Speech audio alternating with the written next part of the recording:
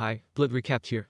Today I will tell you about the horror monster party. Enjoy your watching. A really good morning starts at the Dawson family. Roxanne is in the kitchen making a salad on the advice of the host. Patrick is just getting out of bed. Elliot is already training, and Alexis is sipping a cigarette. Casper rolls through the streets of the sleeping area to rocking music. He stops near the intended house, where Iris and Dodge are already waiting for him. They're going to rob the house. The plan is simple. Casper turns off the alarms, and Dodge takes care of the locks, while Iris at the house distracts people with flyer offers to raise money against deforestation of the rainforests. The guys are already in the house changing the locks from traces of breaking and trying to find the code for the safe, but Iris notices that the owners are driving up to the house, so she pretends to ring the doorbell, giving a signal to the guys. She distracts the owners in front of the entrance, so that the guys have time to leave, and she successfully manages to do this. The guys leave the house at the same second that the owners enter the house. In the evening they count the money, and the three of them have financial problems. Casper does not have enough to leave this hole with his father, and Iris collects the maintenance of the child for the future. She won't bring him up in a drug den. Dodge offers to rob the mansion in which Iris works as a governess, but today Casper does not accept the job. Casper returns home, where Ruin awaits him, and an absent father await him. He rides a bike to the club,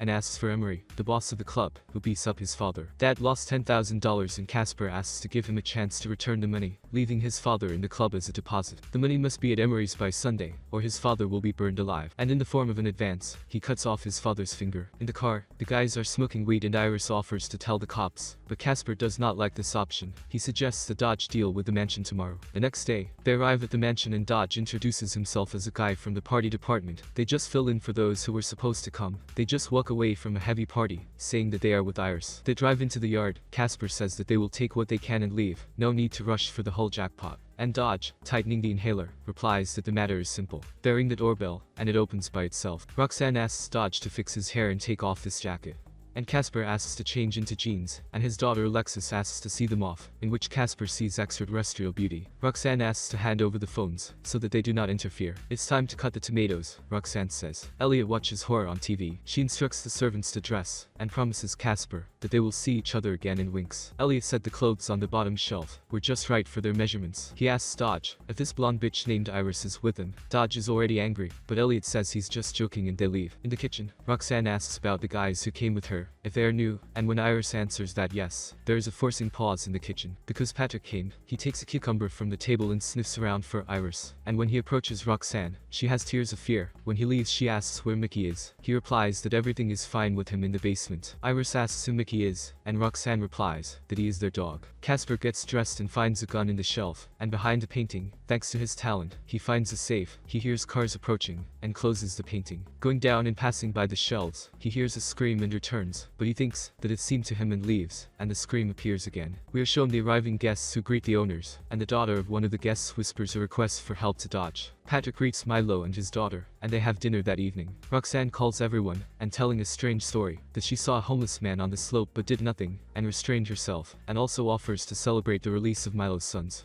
A little later, when Dodge is fooling around with Iris, the guys upstairs call her to bring them drinks, but Dodge intervenes and wants to bring the drinks himself. At the entrance, he meets Casper, who tells that the protection of the electronic safe can only be bypassed by de-energizing the house. He brings alcohol to the stone guys who dream of fucking Iris, but Elliot apologizes for his friends, and asks to keep an eye on Iris. He walks down the hallway and notices the study. After looking around, the guys gather in the kitchen, and go out to work, while Iris holds her child and kisses Dodge with a wish for good luck. Milo at the table praises everyone, remembering their first night, after taking some kind of course. He invites Patrick to start this evening. He says that he has an addiction, and the whole family welcomes him. It has been 4 years and 3 months, since he learned to redirect energy to different areas of life. Becca comes into the kitchen and silently watches her, as Iris asks if she needs help and nods no. And Oliver reads a toast, with a desire to play the guitar, but Cameron broke it. Milo calms him down, and he apologizes for his behavior. Casper with Dodge in the control room. The cameras are programmed to cycle, so if the house de-energizing, the system will reboot itself in 2 minutes.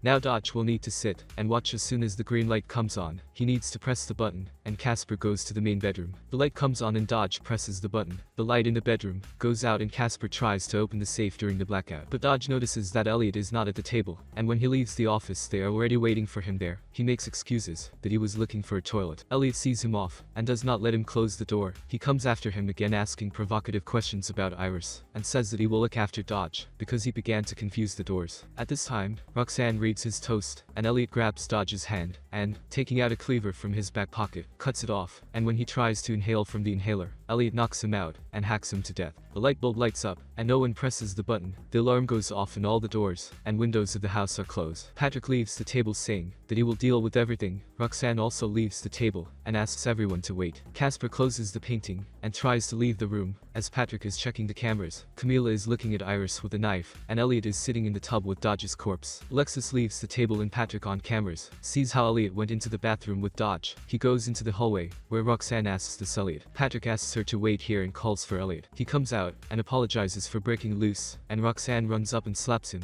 while Casper eavesdrops from behind the door. Milo arrives, who sees Elliot and finds the corpse with Alexis. Iris appears, who also sees Elliot clapping Dodge's hand, and rushes to the bathroom where she sees Dodge. She tries to escape and yells to Casper that they killed him, but Oliver grabs her. Milo asks her to let go. Patrick picks up Casper, but he manages to break free and run into the bedroom. While the guys are holding Iris, she accidentally pushes Oliver, and he falls down the stairs hitting his head. She tries to exit through the main door, but it's locked. Casper is trying to open the bedroom window, while Patrick is pounding on the door. Iris runs into the kitchen and finds a cut Becca. She grabs a knife and injures Jeremy in the face, and when he grabs her, she presses on the wound and Cameron immediately appears. She breaks a bottle on his head and runs away, trying to hide in the room. Milo asks Patrick to pull himself together, but he gestures that it's going to be a fun night. Milo knocks Elliot to the floor and says that he is still a jerk who hasn't learned anything. They find Iris on the trail of blood and ask them to let them in, saying that they will just cut her face. Patrick promises that the kids will not leave the house alive. Then Milo reminds him why he is not currently sitting in a dirty maximum security prison, wiping his ass from his cellmates, and asks him not to pretend to be the commander here. Milo asks Roxanne to look after her husband and son, and Alexis to go downstairs to the guys and see that they don't do anything, and he will talk to Casper.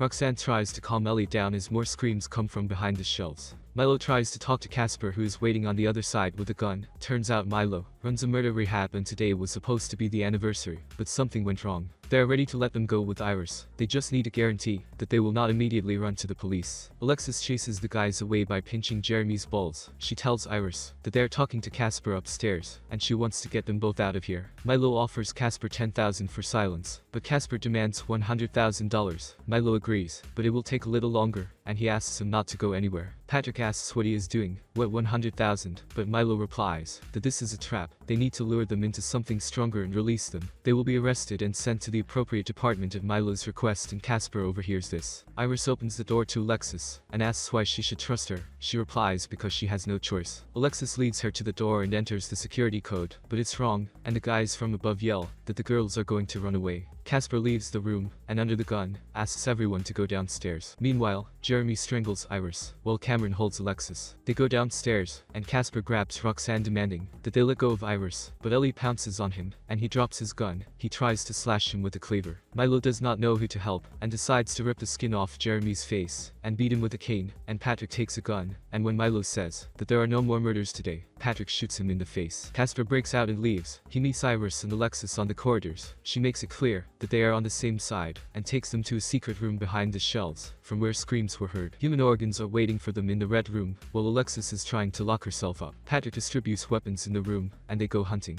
Casper finds a portrait of the family in which a mutilated guy is standing next to them. Everything is quiet on the cameras, and Patrick comes to Roxanne. She says that she has been tied up for 6 years, but Patrick replies that she has nothing to do with it. They are to blame for everything, promising that the Dawson family will again be great. Casper finds Ellie's katana. Alexis says that she is on their side, because she herself wants to get out of here but can't. The story is too long and confusing. She asks Iris to take a golf club for protection, explaining that her father will reset the security system and the inserts will open. This is their chance to get out, and Alexis will obviously be killed for helping them. Iris vomits and Alexis tries to calm her down, and while Alexis looks at the door of the private collection, Casper reveals that she is in her second month, and needs to be pulled out of here in the first case. In the room, Patrick calls Ellie's sister a very bad girl, twisting some kind of trinket in his hands. And with the rise of the sun, he tells her over the speaker how they appreciated and loved her, despite all the disagreements, and starts the music from the lullaby. And some monster is sitting in the private collection room. Roxanne screams that you don't need to do this and runs to Patrick, and Cameron knocks her out against the wall. The scarred guy rejoices in the song from the basement, and Alexis prepares for his exit from the room. He breaks out from behind the net and goes out. Casper does not have time to react, and he pounces on him. Iris punches him in the back of the head, and he switches to her, while Alexis stands in a daze. He bites Iris, and she falls silent. Casper gets up and cuts his head, and Iris is already lying dead in the corner. Alexis says it's Mickey and they have to go, they don't have time for emotions. While Elliot and his father are waiting for them to leave, they open the curtains, and say that they will be finished right now.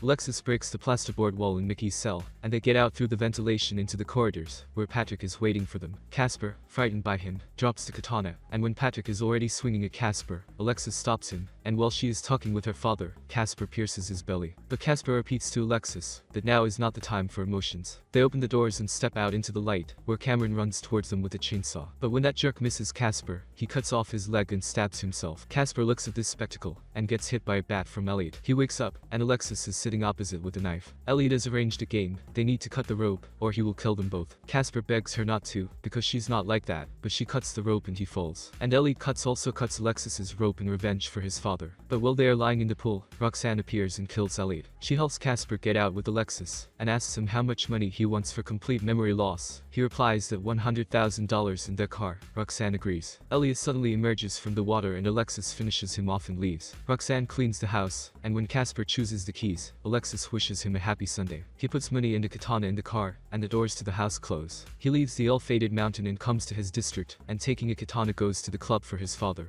He slits the guard's throat, and massacres himself with strippers. And he also cuts down several guards in addition, and bursting into Emery's office opens his skull, while his beaten father looks at him. Thanks for watching, subscribe and like this video. We try to make videos as soon as possible. Bye bye.